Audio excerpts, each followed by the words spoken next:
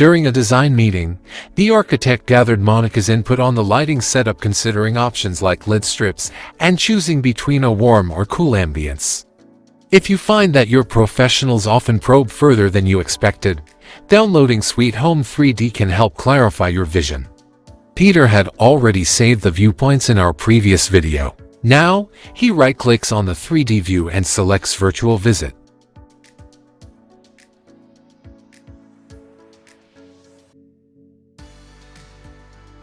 With another right-click, he chooses Go to Point of View and navigates to the kitchen, a room he considers the most challenging for deciding on the ideal lighting setup.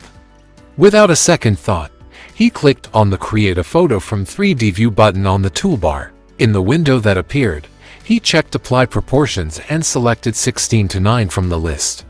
He entered 1920 for the width, and the height was automatically calculated.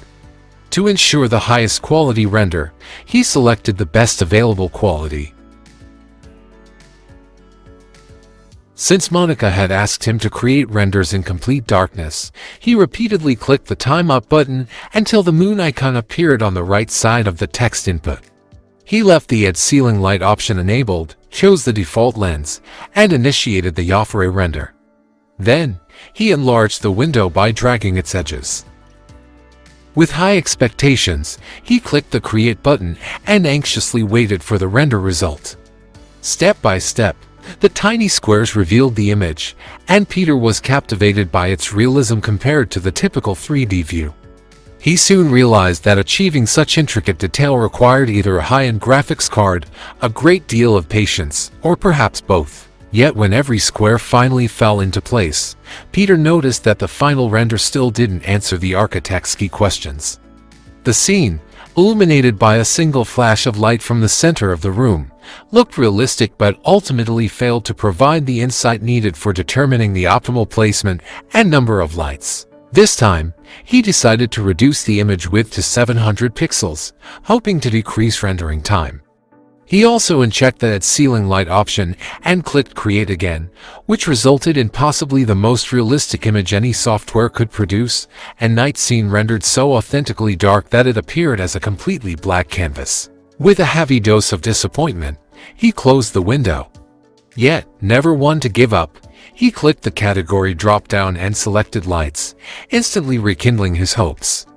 Brimming with anticipation, he dragged the exquisite hanging light designed by Peter Smolik into the kitchen. Without fussing over its placement, he clicked the Create a Photo from 3D View button on the toolbar and immediately pressed Create.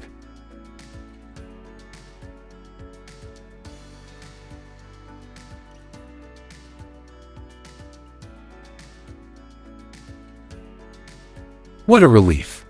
The light wasn't merely a decorative piece, it truly illuminated the room. Before fine-tuning the light's position, he double-clicked on it to open the Modify Furniture window. In the lower right corner, he noticed the light's power setting. Since the initial render looked a bit dark, he bumped the power up to 100% and rendered the scene again.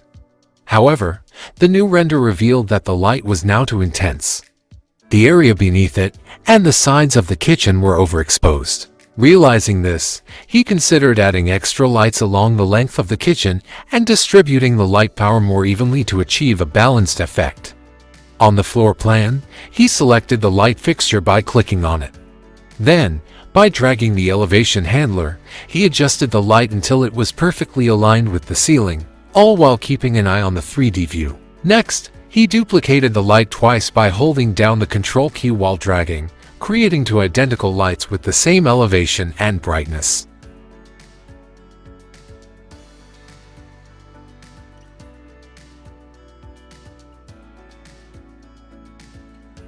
He then selected all the lights, right-clicked on one of them, and chose Align or Distribute Furniture, followed by Distribute Horizontally.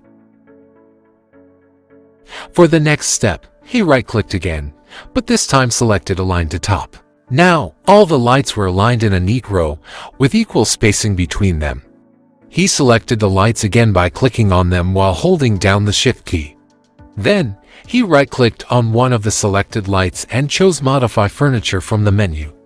He adjusted the light's intensity to 30%.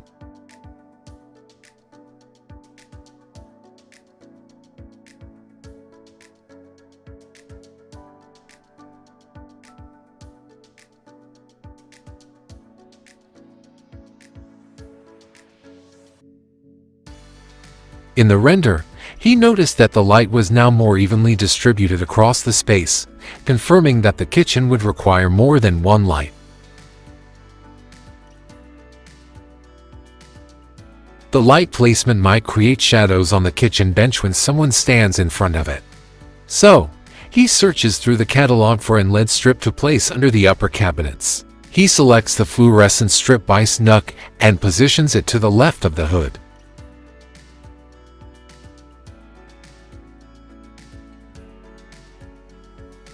Next, he opens the floor plan and selects the light. Using the elevation handler, he drags the light into position, making sure it's perfectly aligned under the cabinet while keeping an eye on the 3D view.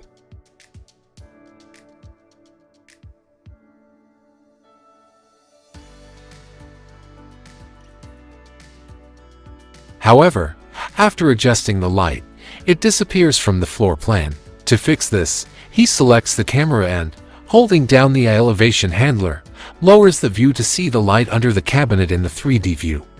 In a previous video, we showed how to select and edit objects in 3D by enabling the checkbox in Preferences.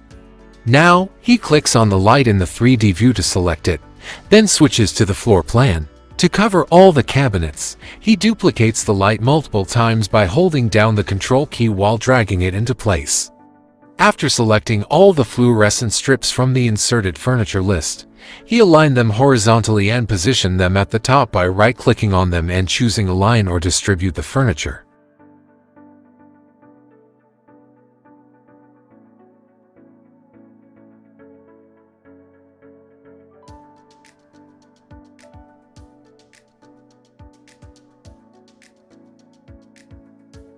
Next, he right-clicked on one of the selected items in the list, selected Modify Furniture, and adjusted the light power to 5%.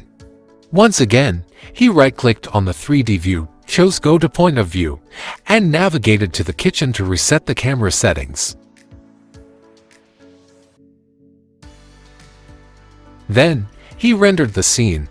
The result was satisfying, but the lighting gave the space a cold tone.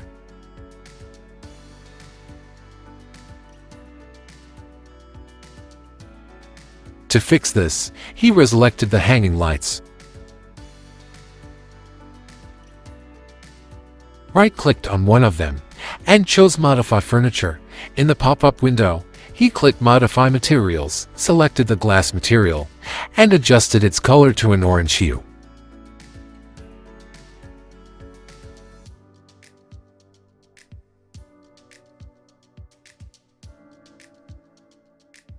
After confirming the changes by pressing OK 3 times, he rendered the scene again.